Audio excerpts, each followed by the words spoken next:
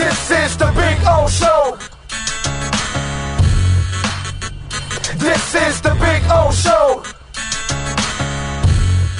All right, Wolfman, how you doing, baby? You doing good? I'm good, man. I just got off a flight. I just landed here to Kansas City, where it is a lot colder than it is in Miami. It is? But, yes. Unfortunately, I will be standing outside in 20s degree weather tomorrow for this game, and it probably will be snowing. Will they serve you barbecue during halftime? I hope so. That would be a way to warm you up. Wait a minute, hold on a second. But you look too purdy. Not. I can tear down some barbecue. Not Purdy the quarterback, but you look too purdy when you go out there to be eating ribs and risking that attire. I will put on some napkins and towels like a kid. I'll put on a bib, whatever I need to do. But I'm going to be hungry, man. I'm telling you, that's the one thing about covering those games. Our pregame show is 4.5 hours. And so I'm on the field for 4.5 hours straight. And then I get upstairs and I'm ready to chow down.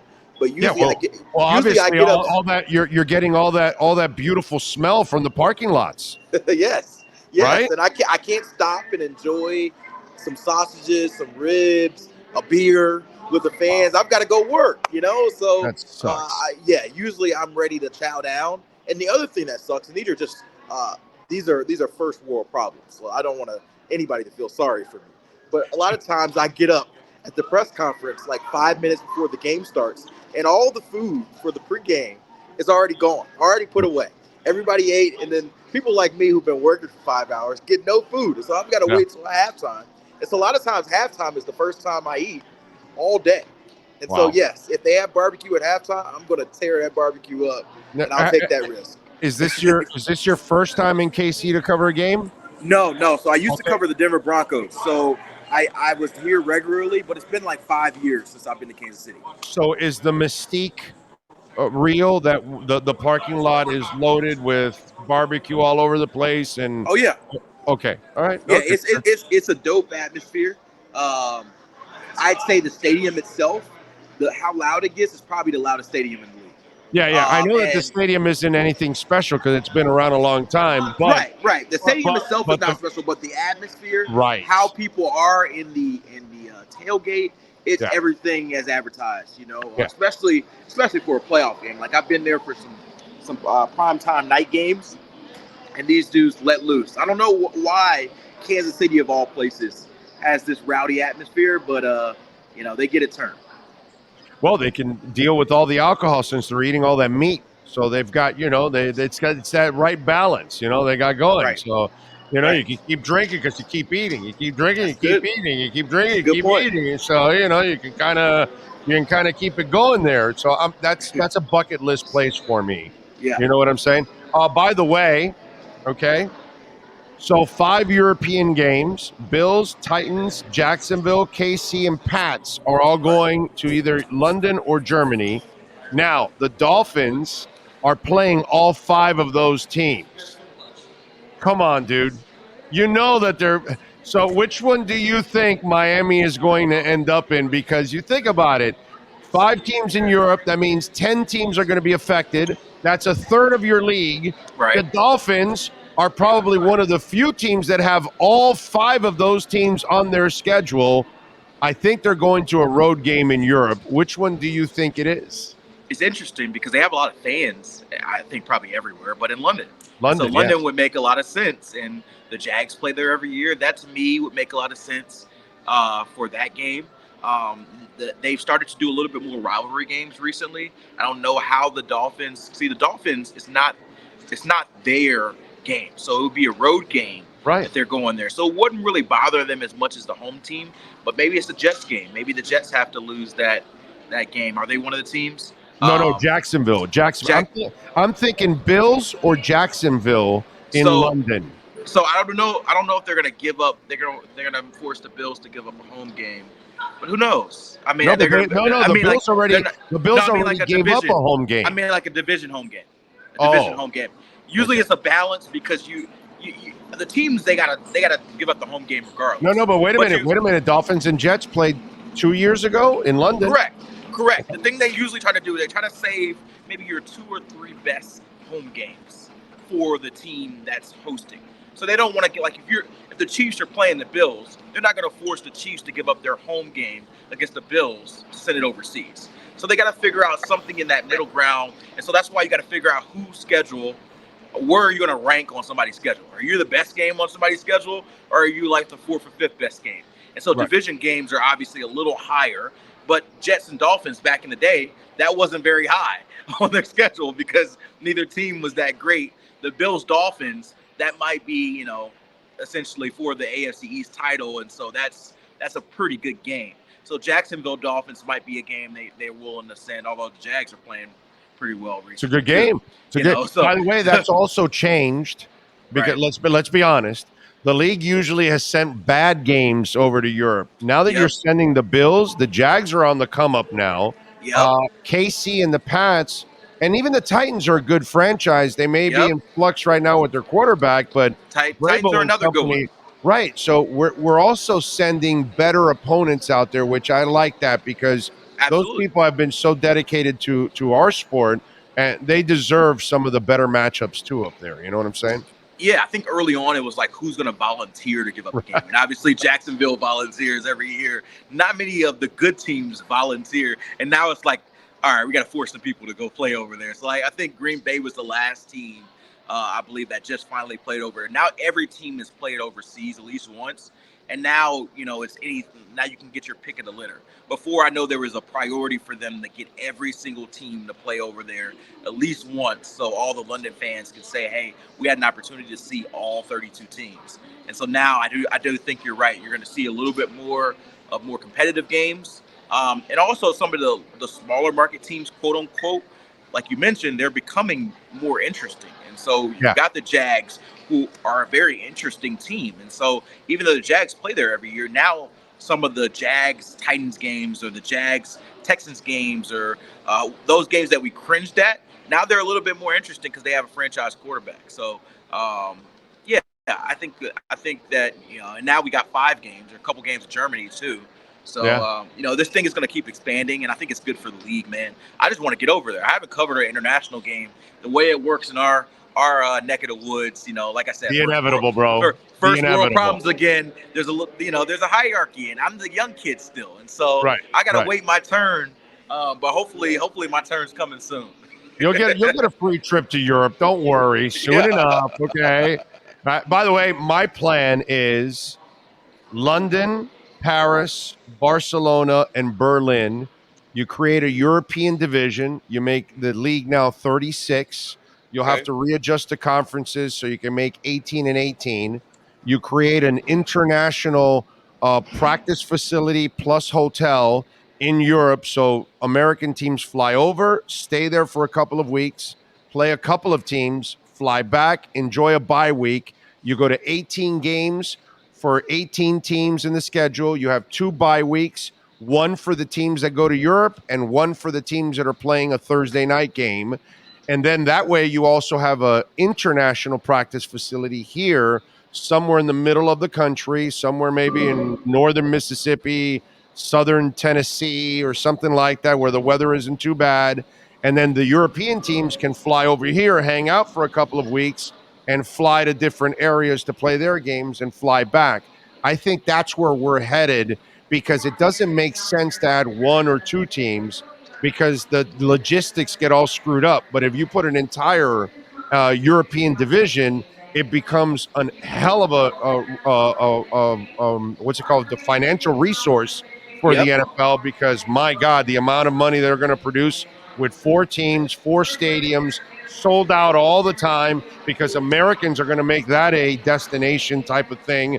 Also, at the same time, you're going to sell TV rights, all that kind of stuff.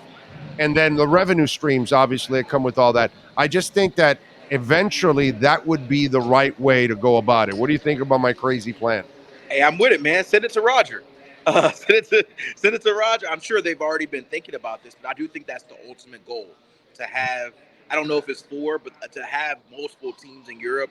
I think the other question is, do you get Mexico and Canada involved? Because I don't know if you can truly leave those 2 markets out because they're right here. But like you said, there's a little bit of logistics there. Do they start off with 2 over there, or do they jump into the pool with 4? Well, what you do is you expand 2 1 year, Right. and then you expand again maybe a year or 2 later with the Right. other 2, and then that's how, because you can't kill. You know how it is.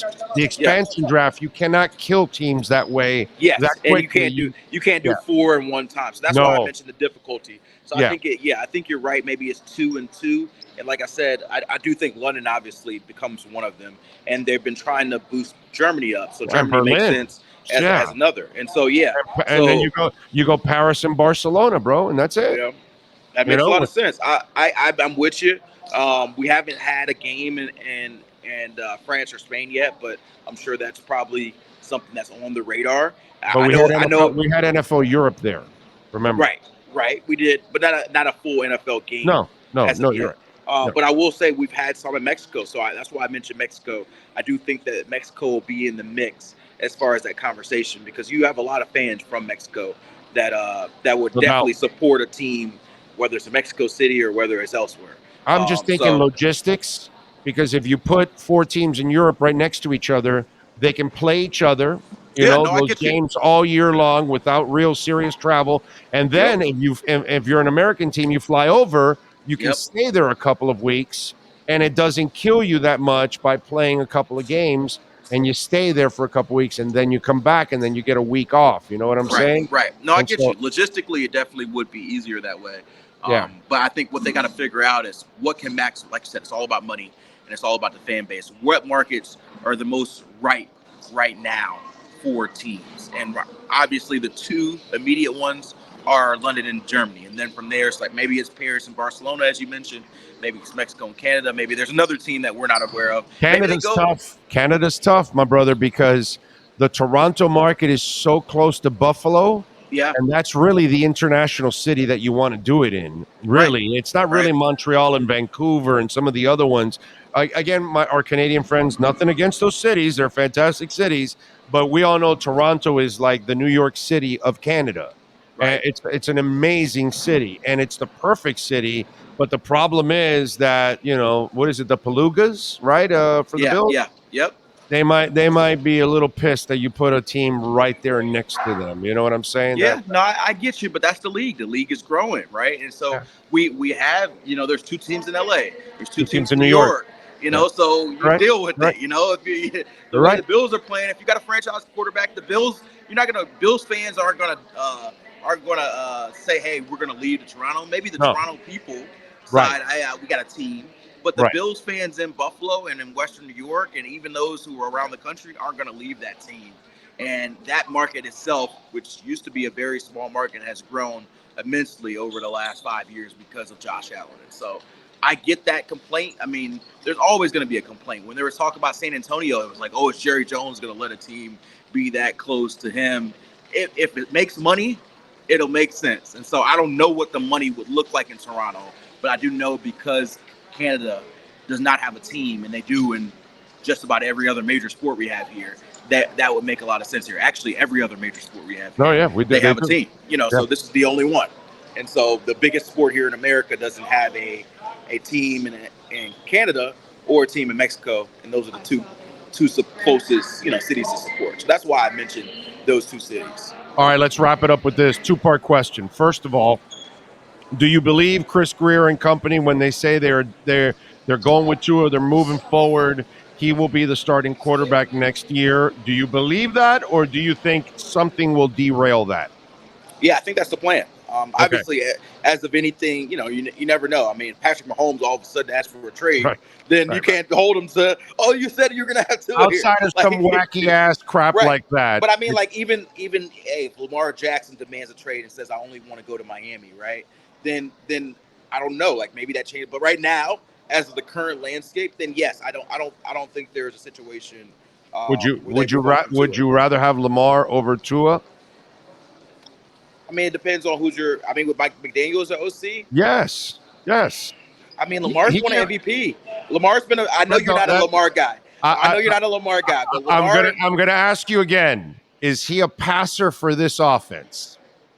I think he can be. Oh. People forget he was a passer, and Bobby. He ran a pro style offense in Bobby Petrino's offense in Louisville. So I think the assumption is that he's always a run first quarterback. I don't think He is a run first quarterback. I don't think He's I not an said accurate always. quarterback too. He is He not misses a lot of always. He has not always been a run first quarterback. I do think he would adjust based on the system there. So Okay. yeah, but we're not there yet. You're still Like I said, believing in his passing and his accuracy, which I don't. But that's all right.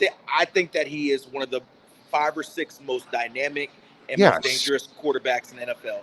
And I get that. I get that with his legs. I get that. But he can't. I'm just saying. I'm talking can't about. stay in the pocket. I didn't say athletes. I said quarterbacks. Right. No, I get it. I get it. But he does it with his legs, not with his arm. That's what it is.